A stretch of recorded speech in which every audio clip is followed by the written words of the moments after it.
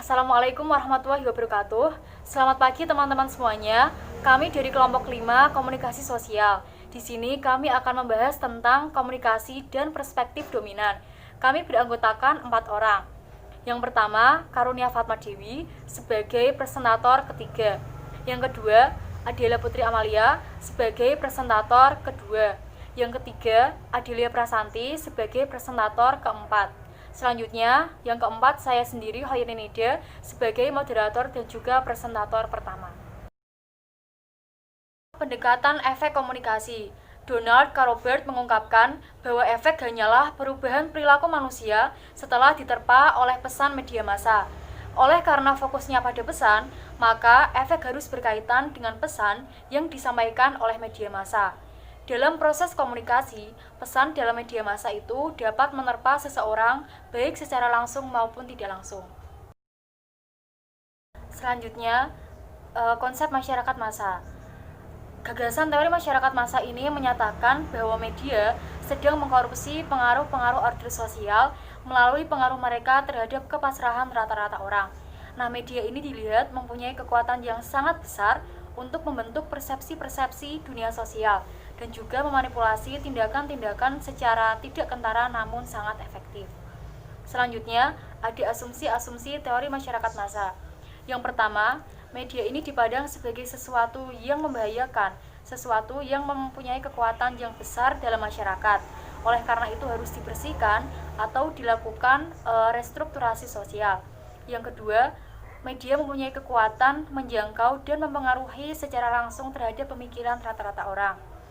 Yang ketiga, ketika pemikiran seseorang ini sudah dirusak oleh media, maka semuanya bersifat jelek. Konsekuensi panjangnya adalah kehancuran kehidupan individu dan juga problem-problem sosial dalam skala luas. Yang keempat, rata-rata orang mudah mengecam media karena mereka sudah diputus atau disolir dari institusi sosial tradisional yang sebelumnya itu memproteksi mereka dari tindakan manipulasi. Yang kelima, situasi sosial yang digaos yang diucapkan oleh media akan menjadi sesuatu yang tidak terelakkan karena terjadi perubahan terhadap kuatnya kontrak sosial pada sistem totaliter. 6.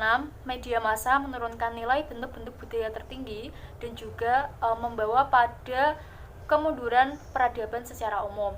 Selanjutnya, yang terakhir, yang ketujuh, teori masyarakat massa ini sangat erat kaitannya dengan budaya massa. Dan teori-teori baru ini menekankan pada ide-idenya tentang budaya pop. Media massa sebenarnya ini tidak menghilangkan budaya, tetapi justru dapat bermain di dalamnya dan juga kadang-kadang ini peranannya ini kontraproduktif dengan perubahan budaya. Pendekatan difusi inovasi. Kategori pengguna inovasi. 1. Inovator.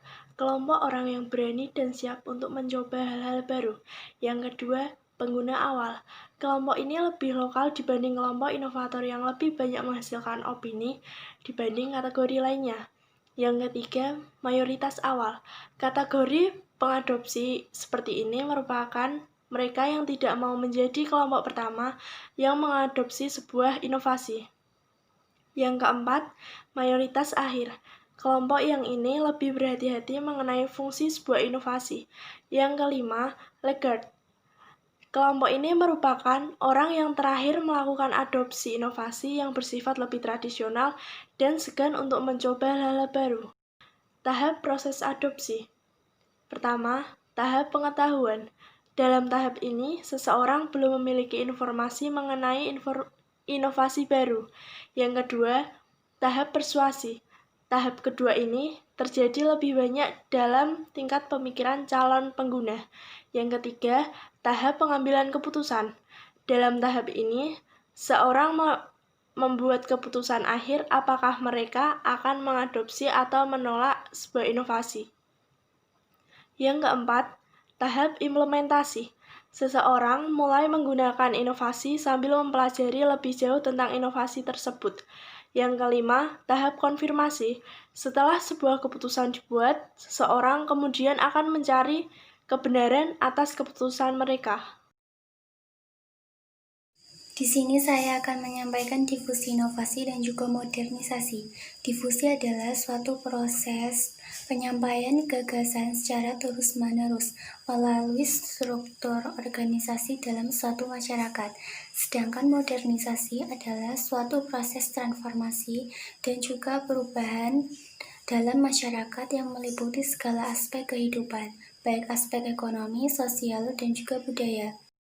Kemudian ciri-ciri dari modernisasi sendiri yaitu merupakan suatu proses yang bertahap dan memerlukan jangka waktu yang panjang dan bersifat progresif. Kemudian tahapan-tahapan masyarakat modernisasi sendiri yaitu masyarakat tradisional, masyarakat menuju pada kedewasaan, dan masyarakat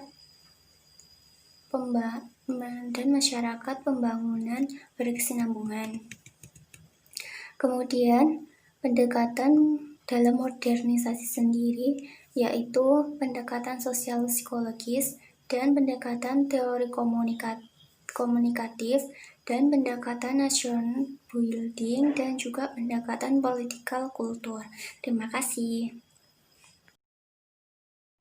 Media massa dan pendekatan. Media massa merupakan suatu alat yang digunakan untuk menyebarkan pendapat umum atau opini publik dari pihak-pihak dominan. Biasanya kelompok dominan menggunakan media massa untuk melakukan pengkonstruksian realitas yang berujung pada upaya legitimasi masyarakat terhadap suatu wacana.